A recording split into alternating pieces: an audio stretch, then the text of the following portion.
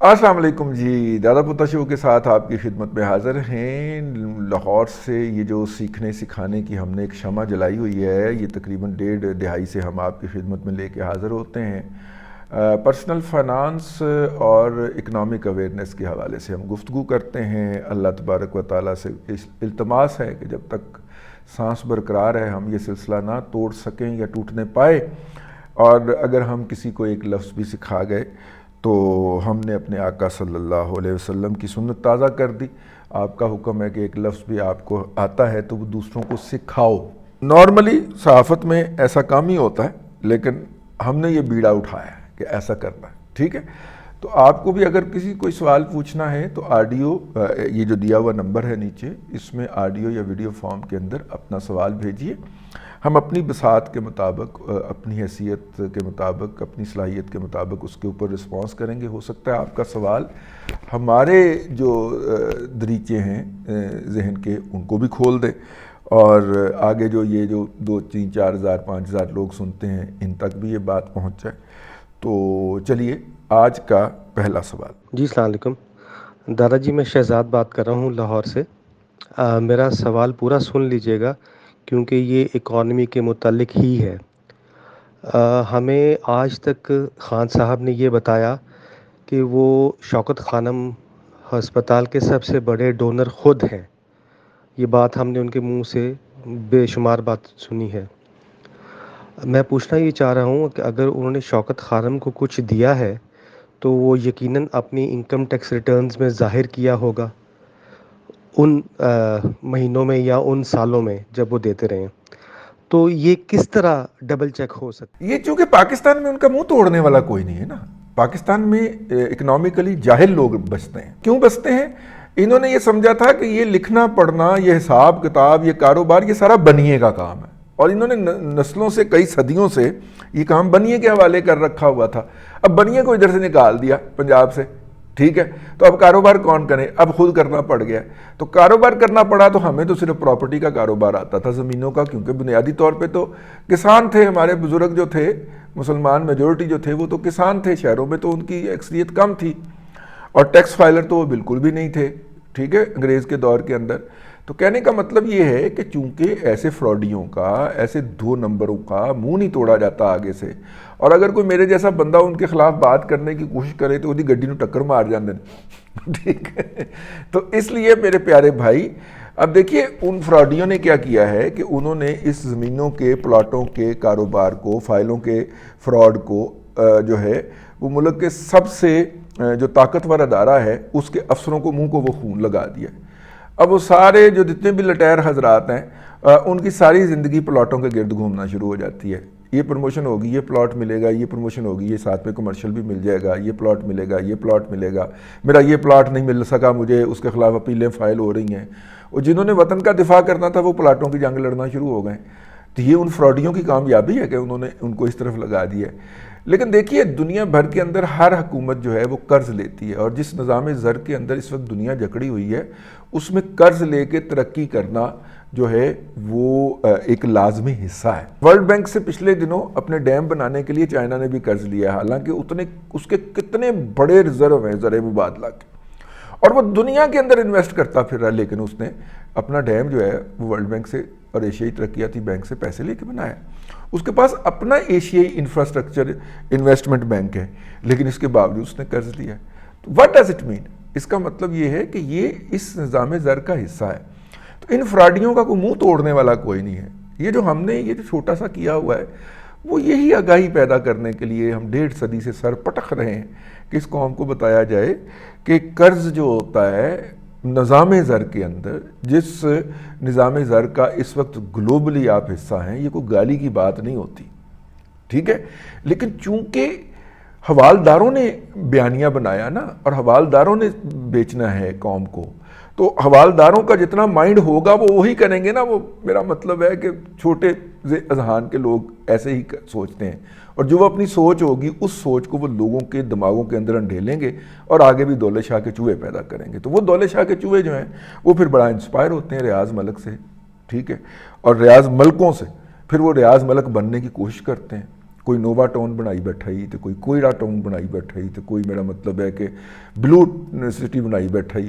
اور وہ فراڈیے جو ہیں اپنے پھر فراڈ کو قابو کرنے کے لیے, کنٹرول کرنے کے لیے پھر میڈیا ہاؤسز بھی لانچ کرتے تھے. چلیے اگلا سوال جی. جی السلام علیکم دادا جی, میں شہزاد بات کر رہا ہوں لاہور سے. پھر شہزاد بات کر میرا آپ 3 سے سوال آ گئے سوال شرح سود کے بارے میں ہے.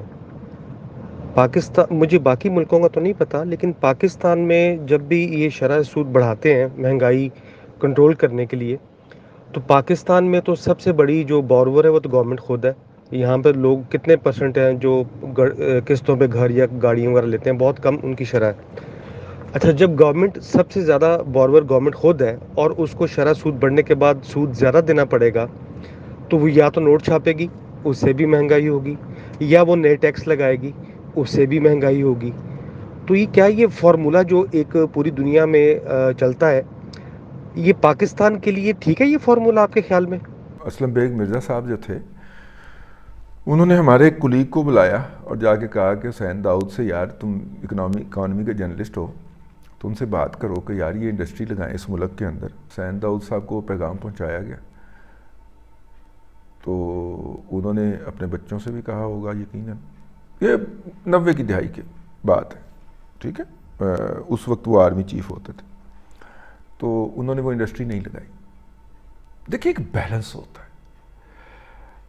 گورا جو ہے وہ میکسیمم پیسے دیتا ہے اپنے ورکر کو, لیکن اس کا ورکر جب شام کو کام تمام کر کے گھر جاتا ہے, اس نے راستے میں شراب خانے بھی کھول رکھے ہیں, اس نے راستے کے اندر براتھلز بھی کھول رکھے ہیں, اس نے راستے کے اندر انٹرٹینمنٹ کی دوسری بھی چیزیں ہیں. اس کی کوشش ہوتی ہے کہ یہ جتنا اس نے کمایا ہے یہ راستے میں خرچ کر کے جائے گھر, پیسے لے کے نہ جائے, ٹھیک ہے. ڈپارٹمنٹل سٹور کھولے ہوئے ہیں جہاں سے وہ اپنے لیے چیزیں لے لیتا ہے. وہ اس کو گھر جو ہے وہ ان پیسوں کے ساتھ جانے نہیں دیتا وہ نظام واپس.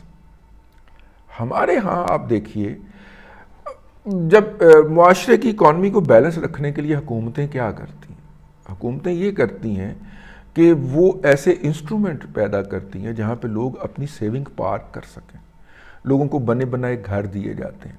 یہ 20 سال کی قسطوں کے اوپر آپ گھر لے لو, یہ 5 سال کی قسطوں کے اوپر آپ گاڑی لے لو. وہ بندہ جو ہوتا ہے اس کی وہ اپنی مستقبل کی آمدنی بھی پلیج کر دیتا ہے اس کے ساتھ. یوں معاشرے کے اندر گھومنے والے سرمایے کی مقدار کم ہو جاتی ہے. اب نہ تو ہمارا پرائیویٹ سیکٹر یہاں پہ کوئی ایسا حرکت کرنے کو تیار ہے کہ وہ جو اضافی پیسہ گھوم رہا ہے, اور ہمارے ہاں اضافی پیسہ لیگل طریقے سے بھی نہیں آ رہا. ہمارے ہاں اضافی پیسہ آ رہا ہے فائلوں کے جوے سے, ہمارے ہاں اضافی پیسہ آ رہا ہے سٹیج کے اوپر ناچنے والیوں سے.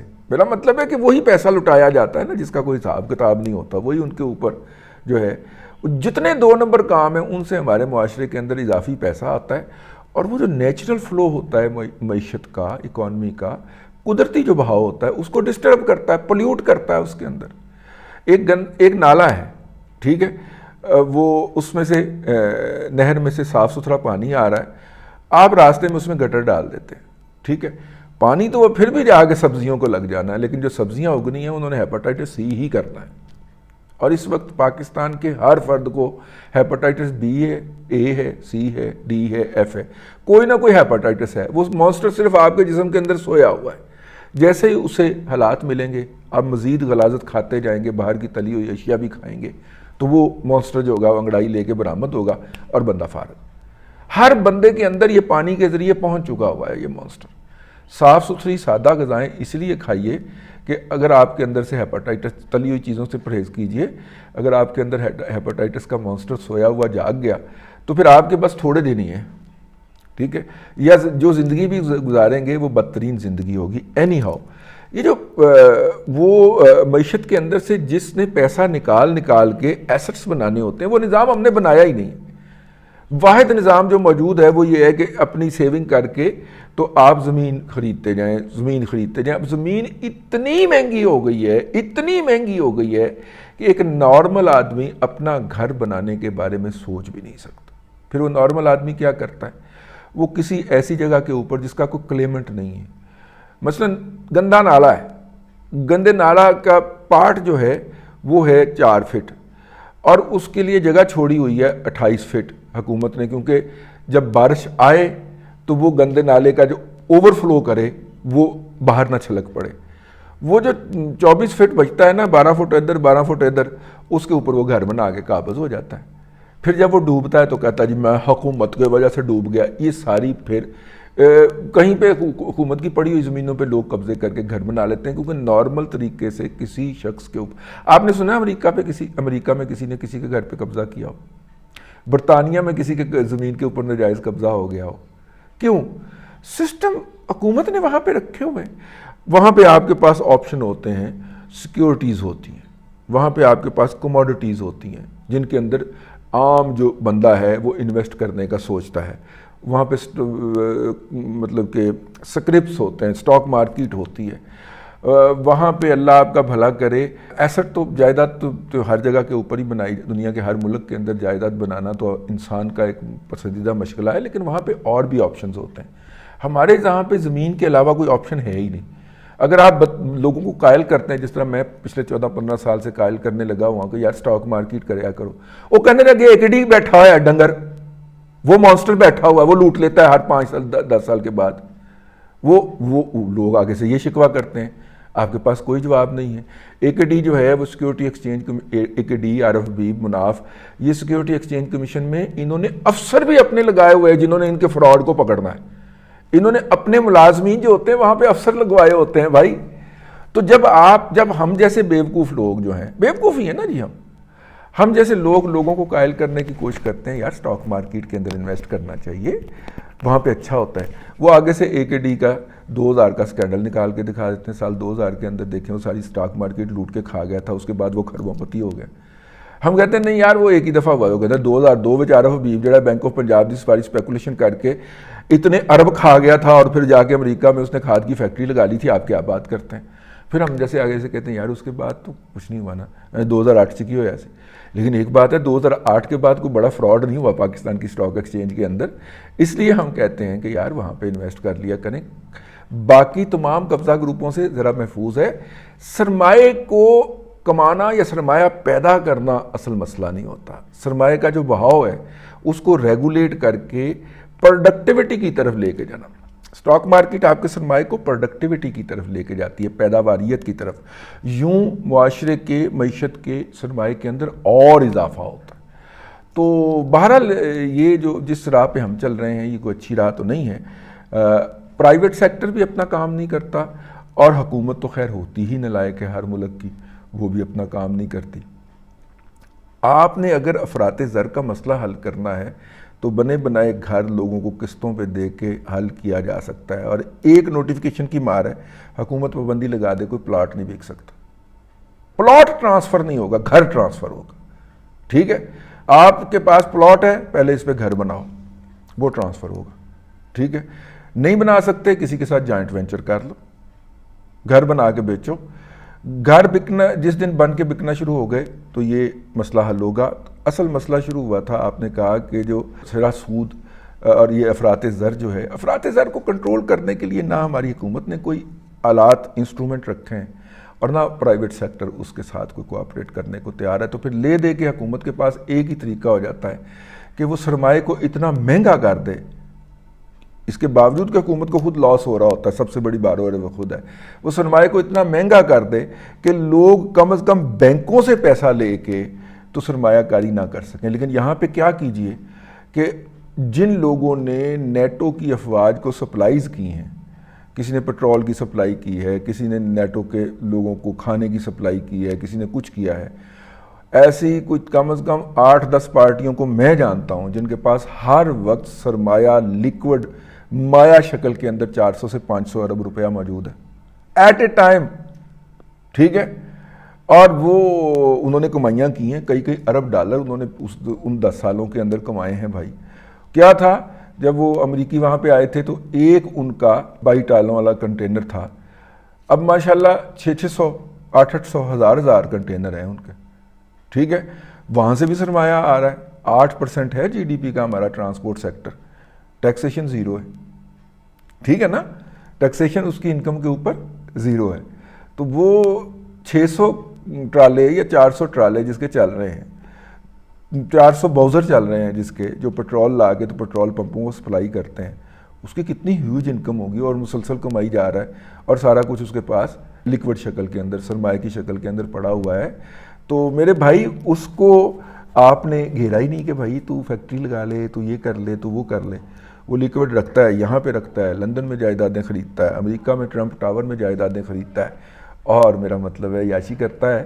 آپ اس کو پروڈکٹیو وے پہ استعمال کرنے کے لیے کوئی طریقہ کار استعمال نہیں کرتے۔ تو حکومت جب سرمایہ مہنگا کرتی ہے تو آپ اس کو تو کنٹرول نہیں نہ کر سکتے، جس کے پاس 5-600 ارب روپیہ پڑا ہوا ہے، اور باقاعدہ بیڈ کا فوم اوپر اٹھائیں تو نیچے سارے کے سارے نوٹ ہیں، وہ نوٹوں پہ سوتا ہے بھائی، اور نوٹ بھی ڈالروں کے ہیں، وہ ڈالروں میں اس نے اپنا سرمایہ رکھا ہوا، ٹھیک ہے۔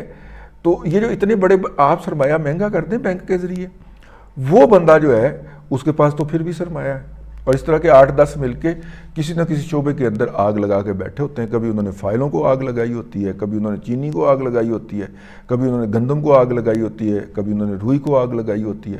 وہ اسپیکولیشن کرتے ہیں، پکڑ آپ سکتے نہیں ہیں، کیونکہ کوئی جرنیل کا سمدھی بن جاتا ہے، کوئی اپنی تی کا ویا چیف آف آرمی سٹاف کے طرف کر لیتا ہے، ٹھیک ہے، اور چیف آف آرمی سٹاف کو پھر کون ہاتھ لگائے؟ چاچو جیسا تو بالکل بھی ہاتھ نہ لگائے۔ کسی کا جناب سمدھی جو ہو جاتا ہے وہ انگریزوں کی فوج کے اندر پاویں اتنے کانسٹیبل ہی ہوئے، مطلب وہ سنتری ہوئے اتنے، لیکن وہ بڑے فخر کے ساتھ بتاتا ہے کہ میں جرنیل ہوں، میری تھی جڑی امریکہ دی فوج دے سنتری نال ویاہی ہوئی ہے، کیونکہ جب ہم چھوڑیں اب ہیں، وہ اس طرح کے کور لے کے جو ہے وہ معتبر بن جاتے ہیں اور کوئی ان پہ ہاتھ نہیں ڈالتا۔ اگلا سوال جی۔ السلام علیکم، میرا نام اعجاز ہے، میں پاکستان اسٹاک ایکسچینج میں کام کرنے کے لیے منیر خنانی سیکیورٹیز میں اپنا اکاؤنٹ کھولنا چاہتا ہوں۔ مجھے اس کے بارے میں آپ کا مشورہ چاہیے کہ ان کے ساتھ مجھے اکاؤنٹ کھولنا چاہیے۔ دیکھیے، میں منیر خانانی صاحب کے بارے میں کوئی اچھی رائے نہیں رکھتا۔ اس کی وجہ یہ ہے کہ 1-2 سکینڈل آئے تھے نا جب 2000 سے لے کے 2010 تک، تو ان کا ان میں نام بڑا سر فہرست ہوتا تھا، ٹھیک ہے۔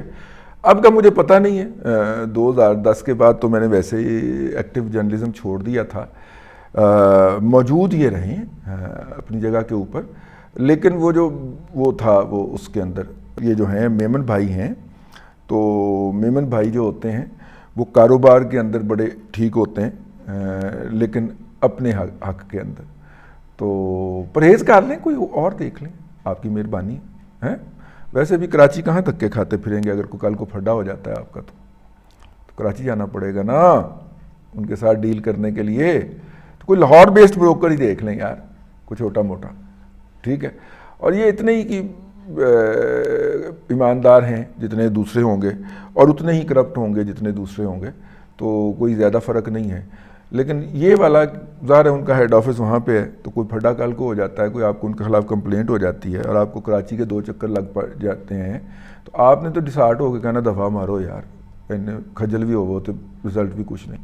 تو اس لیے کوئی لاہور بیسڈ بروکر دیکھیں جس کے مالکان بھی لاہور کے اندر مقیم ہوں، ٹھیک ہے۔ لیکن آج کے پروگرام سے اتنا ہی۔ اگلے پروگرام کے اندر دادا پوتا شو کے اندر پھر آپ کی خدمت میں حاضری ہوگی۔ اللہ تبارک و تعالیٰ آپ کو آسانیاں عطا کرے اور آسانیاں خلق خدا میں تقسیم کرنے کی توفیق عطا کرے۔